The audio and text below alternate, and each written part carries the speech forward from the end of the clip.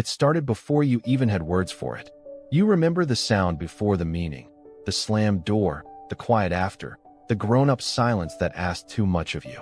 You learned early how to hold space for other people's storms, how to make yourself smaller so no one else would break. Sometimes it looked like maturity. You were the strong one, the old soul, the one who never asked for much. But the truth is, you didn't grow up early because you wanted to. You grew up early because someone had to. You became fluent in tension.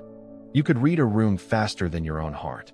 Every sigh was a signal, every tone a warning light. And somewhere between being the peacekeeper and the caretaker, you misplaced your own softness. That wasn't weakness. That was survival. When people now call you independent, reliable, calm, you smile. But inside, there's a small ache that whispers, I never got to be held. Sometimes, you still feel that ache in quiet moments, when the light hits your coffee just right, or when someone asks, how are you? And you forget how to answer honestly. Because honesty once cost you safety. And safety was something you learned to build out of silence. You didn't know it then, but what you carried was called parentification, the invisible transfer of responsibility from adult to child. You became your own parent long before your nervous system was ready. And now, as an adult, that habit still lives in your bones. The constant scanning, the emotional readiness, the guilt for resting. But here's the quiet truth. You were never meant to earn love by holding everything together. You were meant to be loved simply because you existed. There's a reason you still tighten your shoulders when someone raises their voice. Your body remembers. It learned that peace was something you had to maintain, not something you could trust. So now, even in calm rooms, you brace for impact. You check the faces around you, subtle, instinctive. You look for signs of disapproval, withdrawal, danger. That's not paranoia. That's pattern recognition. A nervous system trained to anticipate chaos before it arrives. As a child, you didn't have the language for hypervigilance, that low hum of alertness that never really turns off. You just knew that if you could sense the storm early enough, maybe you could stop it. Maybe love would stay a little longer. But that kind of love is conditional. It teaches you that your worth is in your usefulness, that if you're needed, you're safe. If you're quiet, you're loved. And so you become the helper. At work, you're the one who never misses a deadline, who smooths over conflict. In relationships, you become the listener, the fixer, the emotional translator. People tell you, you're amazing, and you smile, but their praise lands like static. Because beneath it all, a voice whispers, what if I stop? Will they still stay? This is what psychologists sometimes call role conditioning, the merging of identity with function. When who you are becomes inseparable from what you do for others. It's why resting feels wrong, why joy feels suspicious, why asking for help feels like failure. But pause here. Take a breath. You've been carrying stories that were never yours to hold. And even now, your body is just trying to protect you the only way it knows how. You've spent years performing calm. That gentle smile, the soft, I'm fine. The way you hold eye contact just long enough to seem steady. They're all quiet rehearsals of safety. Because somewhere deep inside, your nervous system learned, visibility is risk. When you were young, emotional honesty wasn't rewarded, it was dangerous. So, you became fluent in suppression. You folded your feelings into neat corners, hid them under competence. And over time, even you forgot where you put them. But the body doesn't forget. It remembers in tight jaws, in sleepless nights, in the way your chest aches after long silence. It remembers through the small tremors of anxiety before rest, the guilt that comes after saying no. You weren't dramatic. You were adapting. That's what survival looks like when love comes with conditions. Neuroscience calls this protective adaptation, your brain's way of wiring around pain. When danger is emotional, safety becomes strategy. You stop expecting care and start earning it instead. And yet, you still long for it. That quiet wish to be seen without doing, to be loved without effort, it never died. It just went underground, waiting for permission. If this sounds familiar, it's not because you're broken. It's because your heart never stopped trying to keep you alive in a world that asked you to be small. And now, as an adult, that same instinct keeps whispering, don't need too much, don't feel too deep, don't fall apart. But what if softness isn't the opposite of strength? What if the bravest thing you could ever do is stop performing okay. Maybe that's why you hesitate when someone offers help. You feel a flicker of warmth, then guilt, then the urge to decline. Because somewhere in your wiring, receiving feels like stealing. You learned early that care was currency, not a right.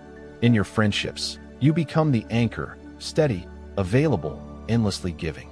In love, you over-anticipate needs. You pre-apologize for your emotions, edit your truth so no one feels burdened. And when you finally reach the edge of exhaustion, you call it being tired, not being empty. If this is you, it's okay. It makes sense.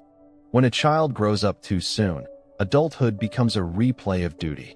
You're still the emotional first responder, the quiet observer who scans for danger even in peace. But the danger is gone now. Only your body hasn't been told yet. That's the thing about emotional memory. It outlives the moment. Your mind knows you're safe. Your nervous system doesn't. That's why love sometimes feels overwhelming, why calmness feels suspicious. You've spent so long preparing for loss that stability feels like waiting for the other shoe to drop. Pause here. Place your hand on your chest. Notice the rhythm beneath it, the proof that you're here, that you made it through. That small pulse is the sound of a body still choosing life, even when it forgets how to rest. You don't have to keep earning your place in the world. You've already earned it by surviving what you were never meant to. Here's where the healing begins, not in grand gestures, but in tiny permissions. Start with one simple practice. Allow small pauses. When you notice yourself rushing to fix, to help, to understand, stop. Breathe in for 4 counts. Let the silence stretch. That discomfort you feel? That's freedom learning how to breathe again. Another, relearn softness. Not the kind that pleases others, but the kind that listens to yourself. Ask, what do I need right now? And honor the first whisper that answers.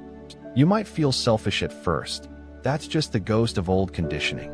Every boundary you set is a love letter to the child who never got to. And finally, practice truth in small doses. You don't have to pour everything out. Start with honesty the size of a sentence. Actually, I'm not fine today. That's it. That's the rewiring. Healing isn't about becoming new. It's about remembering who you were before the world asked you to be useful. You were tender once. Curious. Open. You can be that again, slowly, without apology. Because this is what psychologists call reparenting, learning to give yourself the care you missed in real time. No perfect rituals, no deadlines, just moments of kindness that accumulate until they feel like home. If no one told you today, you're allowed to rest. You're allowed to be loved without earning it. You're allowed to grow slower than others expect. The world will wait. You've been waiting long enough. And maybe now, you can see it, the quiet symmetry of your story. How the same sensitivity that once felt like a curse has become your gift. You notice what others miss. You understand pain without needing the whole explanation.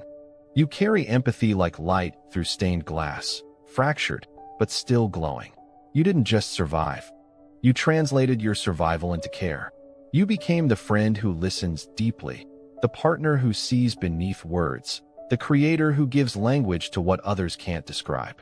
That's not overfunctioning anymore. That's alchemy, the turning of hurt into understanding. And still, you don't owe the world your constant healing.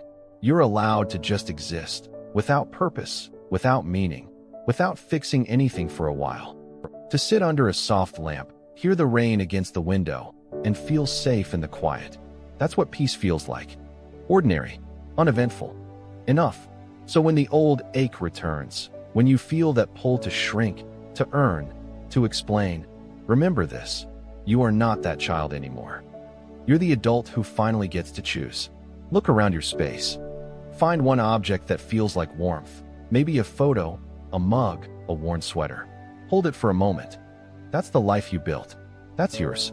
You didn't grow up too early just to spend the rest of your life pretending to be okay. You grew up too early so that one day, you could come home to yourself. And maybe this, right now, is that moment. One word you needed to hear as a child, write it below.